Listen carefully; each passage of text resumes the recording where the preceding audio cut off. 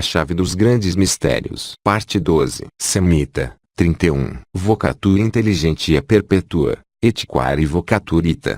Eucod sit motum solis et lunae juxta constitutionem aurum, utrunquem urbe sibi conveniente. Rabi Abraham F. D. Dicite, objetar-se-á que Lázaro cheirava mal, o que acontece a várias pessoas saudáveis e a vários doentes que saram apesar disso. Aliás, no relato evangélico, é um dos espectadores que diz que Lázaro cheira mal porque está lá por 4 dias. Pode-se, pois, atribuir essa fala à imaginação impressionada. Semita 31ª vocatura intelligentia perpetua, et illa ducit solem et luno et reliquas telas et figuras, unum dicin urbe suo, et impertit omnibus creatis juxta dispositionem ad signa et figuras. Eis a tradução do texto hebraico que transcrevemos em nosso ritual. A 31ª via chama-se inteligência perpétua e rege o sol e a lua e as outras estrelas e figuras, cada qual em seu orbe respectivo.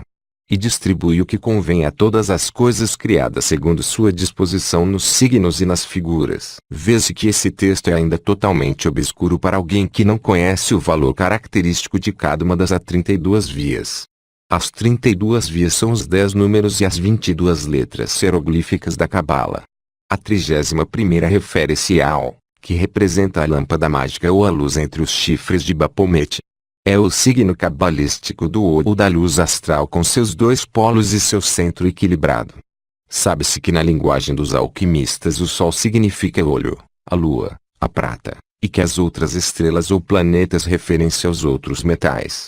Deve-se compreender agora o pensamento do judeu Abraão. O fogo secreto dos mestres em alquimia era, pois, a eletricidade, e aí está metade de seu grande arcano, mas eles sabiam equilibrar sua força por uma influência magnética que concentravam em seu atanor. É o que resulta dos dogmas obscuros de Basílio Valentim, Bernard Trevisan e Henri Conrad, que pretendem, todos, ter operado a transmutação como Raimundo Lully, Arnaud de Villeneuve e Nicolas Flamel. A luz universal, quando imanta os mundos, chama-se luz astral. Quando forma os metais, denomina-se azote, ou mercúrio dos sábios. Quando dá vida aos animais, deve chamar-se magnetismo animal. O bruto sofre as fatalidades dessa luz. O homem pode dirigi-la. E a inteligência que, ao adaptar o sinal ao pensamento, cria as formas e as imagens. A luz universal é como a imaginação divina, e esse mundo que muda sem cessar, permanecendo sempre o mesmo quanto às suas leis de configuração, é o sonho imenso de Deus. O homem formula a luz por sua imaginação. Atrai para si luz suficiente para dar as formas convenientes a seus pensamentos e mesmo a seus sonhos. Se essa luz o invade, se afoga seu entendimento nas formas que evoca, fica louco. Mas a atmosfera fluídica dos loucos frequentemente é um veneno para as razões vacilantes e para as imaginações exaltadas. As formas que a imaginação superexcitada produz para perturbar o entendimento são tão reais quanto as impressões da fotografia. Não se pode ver o que não existe. Os fantasmas dos sonhos, e os próprios sonhos das pessoas acordadas, são, pois, imagens reais que existem na luz. Existem, aliás, alucinações contagiosas. Mas afirmamos aqui algo mais do que alucinações comuns. Se as imagens atraídas pelos cérebros doentes são algo real, eles não podem projetá-las exteriormente, reais como as recebem. Essas imagens, projetadas por todo o organismo nervoso do médium, não podem afetar todo o organismo daqueles que, deliberadamente ou não, entram em simpatia nervosa com o médium. Os feitos do Sr. Rome provam que tudo isso é possível. Agora, respondamos aos que creiam ver nesses fenômenos manifestações do outro mundo e fatos de necromancia. Tomamos nossa resposta emprestada ao livro sagrado dos cabalistas, e nisto, nossa doutrina é igual à dos rabinos compiladores do Zohar. Axioma: o espírito reveste-se para descer e despoja-se para subir. De fato, porque os espíritos criados são revestidos de corpos, é que eles devem ser limitados para terem uma existência possível. Despojados de corpo e, por conseguinte, tornados sem limites, os espíritos criados se perderiam no infinito, e, por não poderem concentrar-se em algum lugar, estariam mortos e impotentes em toda parte, porque estariam precipitados na imensidão de Deus. Todos os espíritos, portanto, têm corpos, uns mais delgados, outros mais espessos, segundo os meios em que foram chamados a viver. A alma de um morto não poderia, pois, viver na atmosfera dos vivos, assim como nós não poderíamos viver na terra ou na água. Seria necessário a um espírito aéreo, ou antes, etéreo, um corpo factício semelhante aos aparelhos de mergulhadores, para que pudesse chegar até nós. Tudo o que podemos ver dos mortos são os reflexos que deixaram na luz atmosférica, luz cujas impressões evocamos pela simpatia de nossas lembranças. As almas dos mortos estão acima de nossa atmosfera. Nosso ar respirável torna-se terra para eles. Foi o que o Salvador declarou em seu Evangelho, quando fez a alma de um bem-aventurado dizer: agora o grande caos firmou-se para nós, e os que estão no alto não podem mais descer para os que estão embaixo. As mãos que o Senhor Home faz aparecer são, pois, ar colorido pelos reflexos que sua imaginação doente atrai e projeta. São tocadas como são vistas, metade ilusão, metade força magnética e nervosa. A nosso ver aí estão explicações bastante claras e precisas. Raciocinemos um pouco com os partidários de aparições do outro mundo. Ou essas mãos são corpos reais, ou são ilusões. Se são corpos, não são, portanto, espíritos. Sendo agente luminoso o mesmo do calórico, compreendem-se as variações súbitas de temperatura ocasionadas pelas projeções anormais ou absorções súbitas da luz. Segue-se uma perturbação atmosférica local que produz os ruídos de tempestade e os estalos de madeira. Se são ilusões produzidas por miragens, seja em nós, seja fora de nós, então vós me dais ganho de causa. Agora, uma observação: todos os doentes de congestão luminosa ou de sonambulismo contagioso perecem de morte violenta, ou pelo menos de morte súbita. É por essa razão que antigamente se atribuía ao diabo o poder de estrangular os bruxos. O bom e honesto Lavater evocava habitualmente o suposto espírito de Gabledone. Foi assassinado. Um vendedor de limonadas de Leipzig, Schröpfer, evocava imagens animadas dos mortos. Suicidou-se com um tiro de pistola. Sabe-se qual foi o final infeliz de Cagliostro. Apenas um mal maior que a própria morte pode salvar a vida desses experimentadores imprudentes.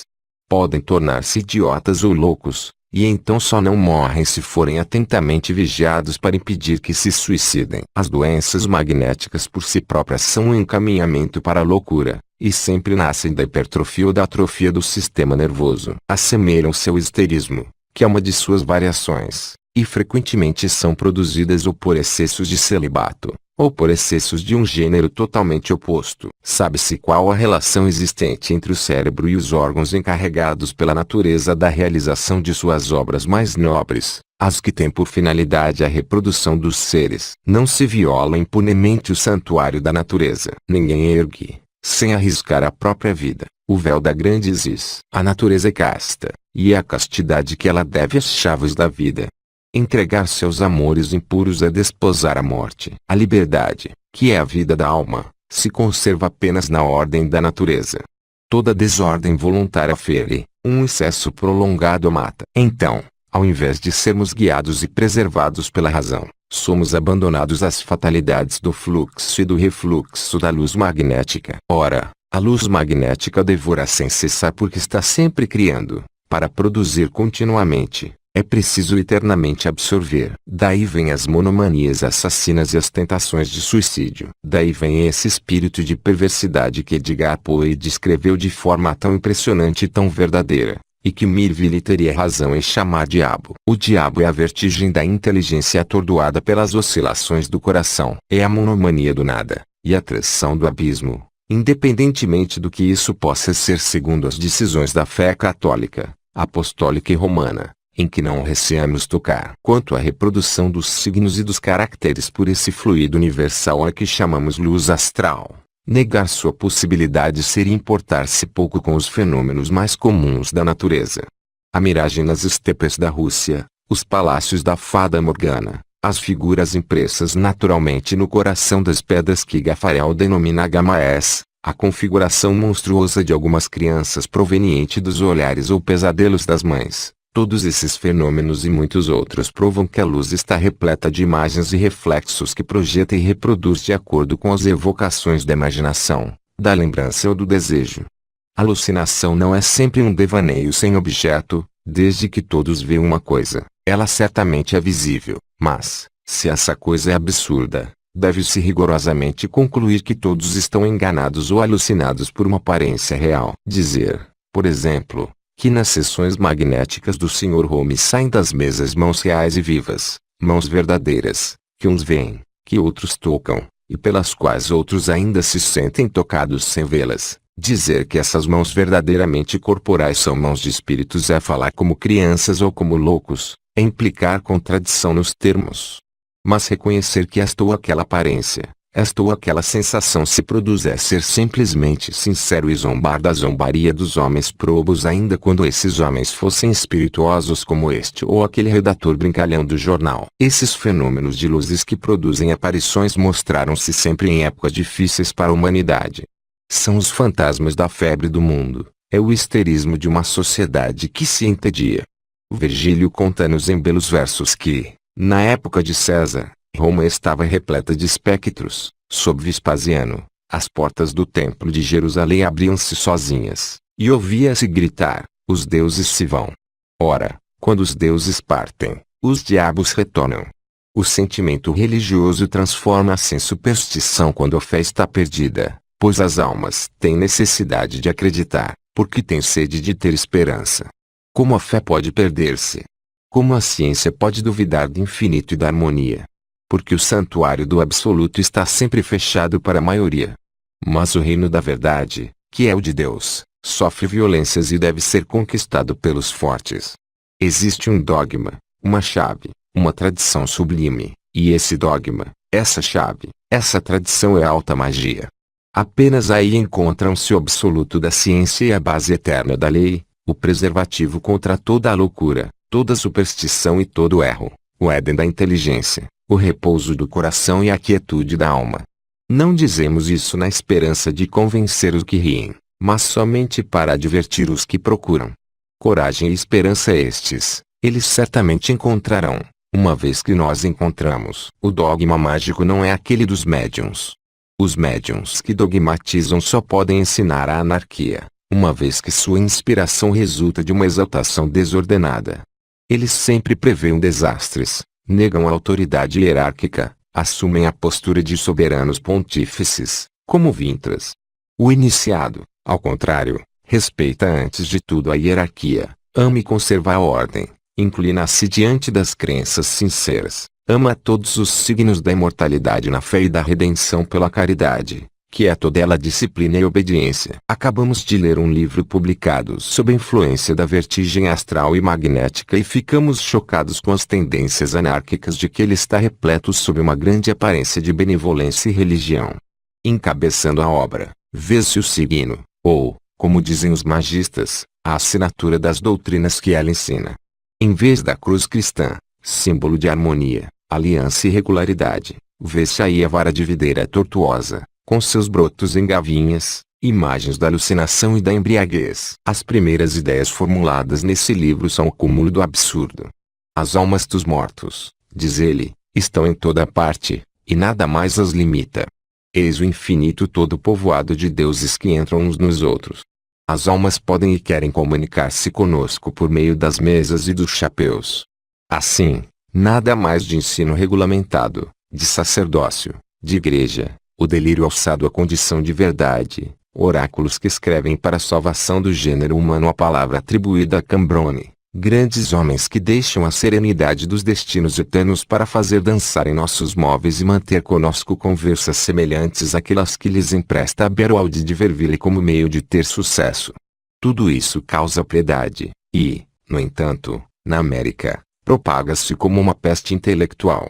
A jovem América delira, tem febre. Talvez esteja em sua primeira dentição. Mas a França acolher semelhantes coisas. Não, isso não é possível, isso não é. Mas, ao renegarem as doutrinas, os homens sérios devem observar os fenômenos, permanecer calmos em meio às agitações de todos os fanatismos, pois incredulidade também tem o seu, julgar após haver examinado. Conservar a razão em meio aos loucos, a fé em meio às superstições, a dignidade em meio aos caracteres enfraquecidos e a independência em meio aos carneiros de Panugo é de todos os milagres o mais raro, O mais belo e também o mais difícil de realizar. Capítulo 4. Os fantasmas fluídicos e seus mistérios. Os antigos davam-lhes diferentes nomes. Eram larvas, lêmures, empusas. Gostavam do vapor do sangue derramado, e fugiam do gume do gládio. A teurgia evocava-os, e a cabala conhecia-os sob o nome de espíritos elementares. No entanto, não eram espíritos, pois eram mortais. Eram coagulações fluídicas que se podiam destruir, dividindo-as. Eram espécies de miragens animadas, emanações imperfeitas da vida humana. As tradições da magia negra as fazem nascer do celibato de Adão. Paracelso diz que os vapores do sangue das mulheres histéricas povoam o ar de fantasmas, e essas ideias são tão antigas que as encontramos em Hesíodo, que defende expressamente fazer secar diante do fogo roupa branca manchada por uma poluição qualquer. As pessoas obcecadas pelos fantasmas geralmente estão exaltadas por um celibato muito rigoroso, ou enfraquecidas por excessos de devassidão. Os fantasmas fluídicos têm os abortos da luz vital. São mediadores plásticos sem corpo e sem espírito, nascidos dos excessos do espírito e dos desregramentos do corpo. Esses mediadores errantes podem ser atraídos por certos doentes que lhes são fatalmente simpáticos, e que lhes emprestam, às suas expensas, uma existência factícia mais ou menos durável. Servem, então, de instrumentos suplementares para as vontades instintivas desses doentes, nunca, todavia, para curá-los. Sempre para desviá-los e aluciná-los mais. Se os embriões corporais têm a propriedade de tomar as formas que lhes dá a imaginação das mães, os embriões fluídicos errantes devem ser prodigiosamente variáveis e transformar-se com uma surpreendente facilidade. Sua tendência a dar em si um corpo para atrair uma alma faz com que condensem e assimilem, naturalmente, as moléculas corporais que flutuam na atmosfera. Assim, ao coagularem o vapor do sangue, refazem sangue. O mesmo sangue que os maníacos alucinados veem escorrer nos quadros e nas estátuas. Mas não são os únicos a vê-lo. Vintras e Rose e Tamisia não são impostores nem vítimas de alguma ilusão. O sangue escorre realmente. Médicos examinam-no, analisam-no. É sangue. Verdadeiro sangue humano. De onde vem? Pode ter se formado espontaneamente na atmosfera. Pode sair naturalmente de um mármore, unietela pintada ou uma hóstia. Não. Certamente, esse sangue circulou em veias, depois propagou-se, evaporou-se, dessecou-se, o soro tornou-se vapor, os glóbulos poeiras intangíveis, o todo flutuou e voltejou na atmosfera, depois foi atraído para a corrente de um eletromagnetismo especificado. O soro voltou a ser líquido, retomou e embebeu novamente os glóbulos que a luz astral coloriu. E o sangue escorreu. A fotografia é prova suficiente de que as imagens são modificações reais da luz. Ora, existe uma fotografia acidental e fortuita que opera, segundo as miragens errantes na atmosfera, impressões duráveis em folhas de árvores, na madeira e até no coração das pedras. Assim formam-se as figuras naturais a que Gafarel consagrou várias páginas em seu livro Curiosidades Inauditas, as pedras a que ele atribui uma virtude oculta, e que denomina Gamães. Assim traçam-se as escrituras e os desenhos que tanto surpreendem os observadores dos fenômenos fluídicos. São fotografias astrais feitas pela imaginação dos médiuns com ou sem a ajuda das larvas fluídicas. A existência dessas larvas nos foi demonstrada de modo peremptório por uma experiência bastante curiosa. Várias pessoas, para testar o poder mágico do americano Home, pediram-lhe que evocasse parentes que elas alegavam ter perdido, mas que na realidade jamais existiram. Os espectros não faltaram a esse apelo, e os fenômenos que habitualmente seguiam-se à evocação do médium manifestaram-se plenamente. Essa experiência por si só bastaria para convencer de credulidade deplorável e de erro formal os que creiam na intervenção dos espíritos nesses fenômenos estranhos. Para que mortos retornem, é preciso antes de mais nada que tenham existido. E demônios não seriam tão facilmente enganados por nossas mistificações. Como todos os católicos, acreditamos na existência dos espíritos das trevas, mas sabemos também que o poder divino lhes deu as trevas por prisão eterna e que o Redentor viu Satã cair do céu como um raio. Se os demônios nos tentam é pela cumplicidade voluntária de nossas paixões, mas, e não lhes é permitido afrontar o império de Deus e perturbar, por manifestações tolas e inúteis, a ordem eterna da natureza. Os caracteres e assinaturas diabólicos, que se produzem à revelia dos médiuns, Evidentemente não são provas de um pacto tácito ou formal entre esses doentes e as inteligências do abismo. Esses signos serviram em todos os tempos para exprimir a vertigem astral e permaneceram no estado de miragem nos reflexos da luz extraviada. A natureza também tem suas reminiscências e envia-nos os mesmos signos com relação às mesmas ideias. Não há nisso nada de sobrenatural nem de infernal. Como quer o Senhor que eu admita, dizia-nos o pároco Charvós, primeiro vigário de Vintras, que Satã ousa imprimir seus hediondos estigmas nas espécies consagradas e tornadas o próprio corpo de Jesus Cristo. Declaramos logo que nos era igualmente impossível pronunciarmos-nos a favor de semelhante blasfêmia. No entanto, como demonstramos em nossos folhetins do jornal O Estafeta, os signos impressos em caracteres sangrentos nas hóstias de Vintras, regularmente consagradas por Charvós, eram os que, na magia negra, são absolutamente reconhecidos como as assinaturas dos demônios. As escrituras astrais são frequentemente ridículas ou obscenas. Os pretensos espíritos, interrogados sobre os maiores mistérios da natureza, respondem muitas vezes com uma expressão grosseira tornada heróica, segundo dizem, nos lábios militares de Cambronne. Os desenhos que os lápis traçam por si sós reproduzem com frequência essas figuras priápicas informes, que o pálido Vádio, para servirmos-nos da pitoresca expressão de Augusto Babier, desenha assoviando ao longo dos muros de Paris, prova recente do que adiantamos, isto é, que o espírito não preside de nenhum modo a essas manifestações e que seria soberbamente absurdo reconhecer aí sobretudo a intervenção dos espíritos desligados da matéria. O jesuíta Paul Salfidius, que escreveu sobre os usos e costumes dos japoneses, narra um caso muito interessante. Um grupo de peregrinos japoneses, atravessando um dia um deserto, viu aproximar-se um bando de espectros em igual número ao seu e que caminhava no mesmo passo. Esses espectros, no princípio disformes e semelhantes a larvas, tomavam ao se aproximarem a aparência do corpo humano. Logo, encontraram os peregrinos e misturaram-se a eles, deslizando em silêncio por entre as fileiras. Então os japoneses viam-se duplos, tendo cada fantasma se tornado a imagem perfeita e como que a miragem de cada peregrino. Os japoneses aterrorizados prosternaram-se, e o bonzo que os conduzia pôs-se a orar por eles com grandes contorções e em altos brados. Quando os peregrinos se levantaram, os fantasmas haviam desaparecido e o grupo devoto pôde continuar livremente seu caminho. Esse fenômeno, que não colocamos em dúvida, apresenta as duplas características de uma miragem de uma projeção repentina de larvas astrais, ocasionadas pelo calor da atmosfera e esgotamento fanático dos peregrinos. O Dr. Briere de Boismont, em seu curioso Tratado das Alucinações, conta que um homem perfeitamente sensato, e que jamais tivera visões, foi atormentado uma manhã por um terrível pesadelo. Viu em seu quarto um macaco enorme, horrendo, que rangia os dentes e fazia as mais hediondas contorções. Acordou sobressaltado, era dia claro, saltou da cama e ficou apavorado ao ver realmente o medonho objeto de seu sonho.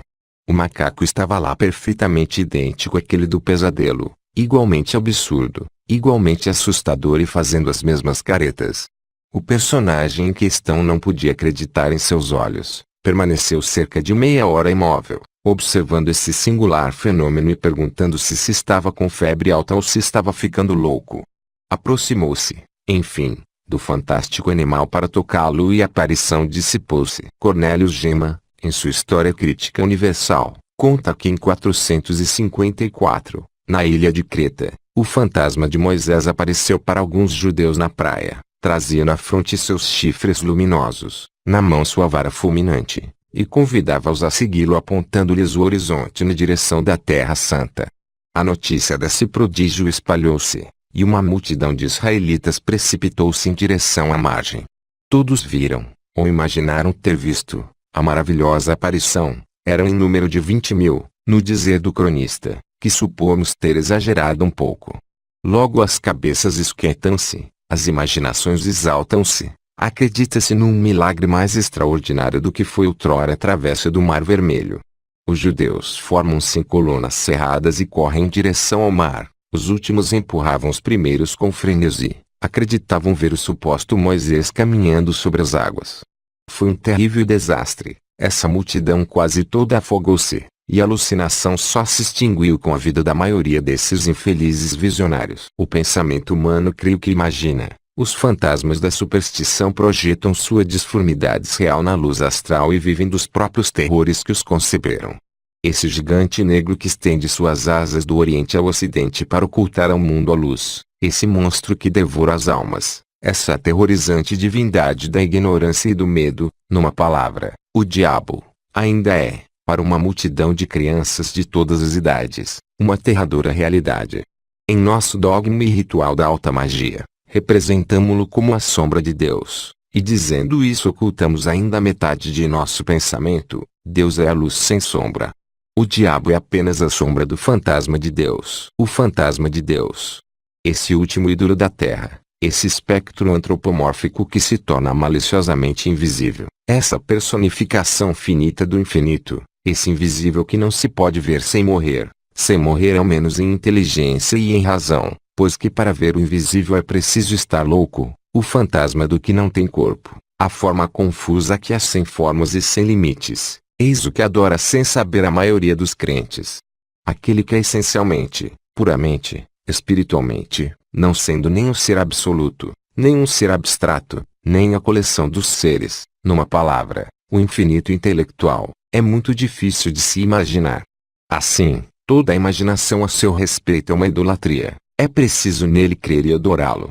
Nosso espírito deve calar-se diante dele e apenas nosso coração tem direito a dar-lhe um nome. Pai Nosso. Livro 2. Os Mistérios dos Mágicos. Capítulo 1. Teoria da Vontade. A vida humana e suas dificuldades incontáveis têm por finalidade, na ordem da sabedoria eterna, a educação da vontade do homem. A dignidade do homem consiste em fazer o que quer e em querer o bem, em conformidade com a ciência do verdadeiro. O bem conforme ao verdadeiro é o justo. A justiça é a prática da razão. A razão é o verbo da realidade. A realidade é a ciência da verdade. A verdade é a história idêntica ao ser. O homem chega à ideia absoluta do ser por duas vias. A experiência e a hipótese. A hipótese é provável quando é solicitada pelos ensinamentos da experiência. É improvável ou absurda quando é rejeitada por esse ensinamento. A experiência é a ciência. E a hipótese é a fé. A verdadeira ciência admite necessariamente a fé. A verdadeira fé conta necessariamente com a ciência. Pascal blasfemava contra a ciência quando disse que,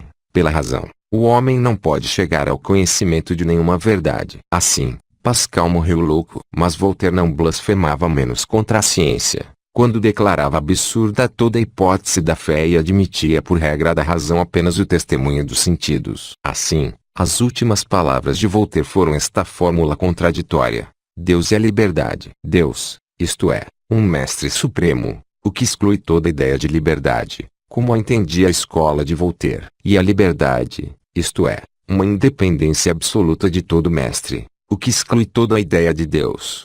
A palavra Deus exprime a personificação suprema da lei e, por conseguinte, do dever, e, se pela palavra liberdade se quiser entender conosco o direito de fazer o dever, tomaremos, de nossa parte, por divisa e repetiremos sem contradição e sem erro: Deus é a liberdade. Como só há liberdade para o homem na ordem que resulta do verdadeiro e do bem, pode-se dizer que a conquista da liberdade é o grande trabalho da alma humana.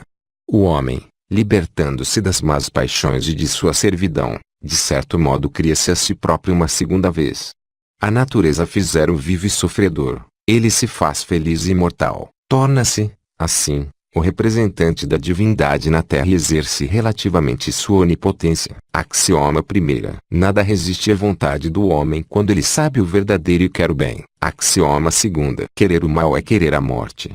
Uma vontade perversa é um comércio de suicídio. Axioma 3. Querer o bem com violência é querer o mal, pois a violência produz a desordem, e a desordem produz o mal. Axioma 4. Pode-se e deve-se aceitar o mal como meio para o bem, mas é preciso nunca querê-lo ou fazê-lo, do contrário destruir-se-ia com uma mão o que se edificasse com a outra. A boa-fé nunca justifica os maus meios, corrige-os quando são suportados e condena-os quando deles se lança a mão. Axioma 5. Para se ter direito de possuir, sempre é preciso querer pacientemente por muito tempo. Axioma 6. Passar a vida querendo o que é impossível possuir, sempre é abdicar da vida e aceitar a eternidade da morte. Axioma 7. Quanto mais a vontade supera obstáculos, mas se fortalece. É por isso que Cristo glorificou a pobreza e a dor. Axioma 8.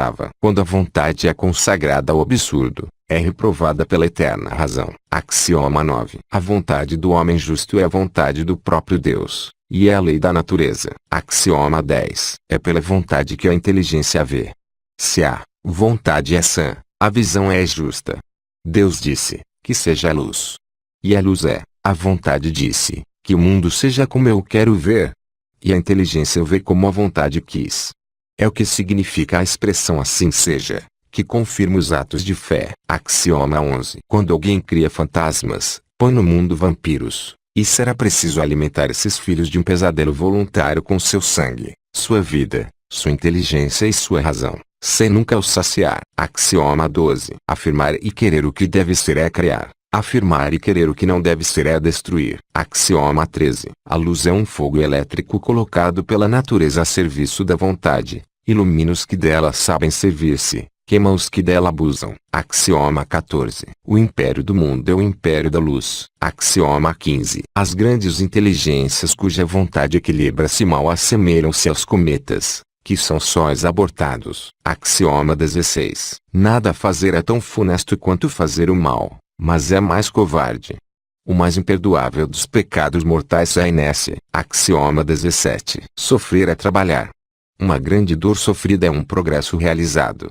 Os que sofrem muito vivem mais do que os que não sofrem. Axioma 18. A morte voluntária por abnegação não é um suicídio, e a apoteose da vontade. Axioma 19. O medo é apenas uma preguiça da vontade, e é por isso que a opinião desencoraja os covardes. Axioma 20. Consegui não temer o leão, e o leão vos temerá.